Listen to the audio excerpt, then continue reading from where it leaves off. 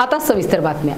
मराठा आरक्षण संघर्ष योद्धा मनोज जरांगे पाटील यांच्या शांतता संवाद समारोप रॅलीचे सकल मराठा समाजाच्या वतीने जय्यत तयारी करण्यात आली आहे। यासाठी पोलीस प्रशासन, महानगरपालिका, आरोग्य विभाग यांनी सहकार्य केले आहे। सकाळपासून ते संध्याकाळपर्यंत जालना रोड दुतर्फा वाहतूक बंद राहणार असून खुलताबाद येथून रॅली सकाळी 250 ट्रॅक्टरचा ताफा वसंतराव नाईक चौकापर्यंत येणार आहे। मराठा आरक्षण संघर्ष योद्धा मनोज जरांगे पाटील यांच्या शांतता संवाद समारोप रॅलीचे सकल मराठा समाजाने तयारी केली आहे। 13 जुलैला होणाऱ्या या रॅलीचे नियोजन करण्यात आले आहे। यासाठी पोलीस प्रशासन, महानगरपालिका, आरोग्य विभागाने सहकार्य केले आहे। शहरातील प्रवेशाच्या मार्गावर जाधव मंडी मैदान, जबिंदा ग्राउंड, कर्णपुरा यात्रा मैदान, अयोध्या नगरी मैदान अशा ठिकाणी 4 चाकी वाहनांची पार्किंग व्यवस्था करण्यात आली आहे। मोटरसायकल पार्किंग व्यवस्था करण्यात आली आहे। रॅलीत सहभागी होणाऱ्यांसाठी पिण्याच्या पाण्याची फूड पॅकेटची सुविधा देखील करण्यात आली आहे। जागोजागी याकरिता मोठमोठे बॅनर लावण्यात येणार आहेत।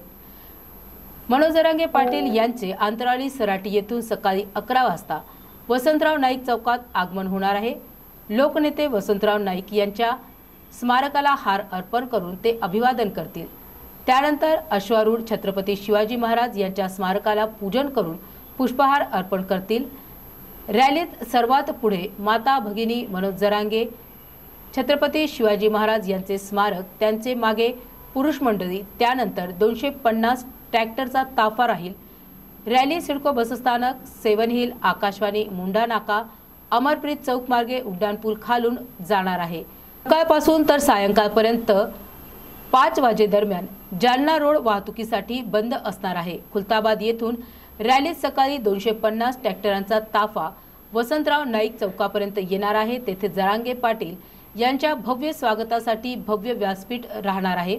सिडको बसस्थानक ते क्रांती चौक पर्यंत 250 भोंगे भाषण ऐकण्यासाठी लावण्यात येणार आहेत। रॅलीत भव्य छत्रपती शिवाजी महाराज यांचे स्मारक वाहनात असणार आहे।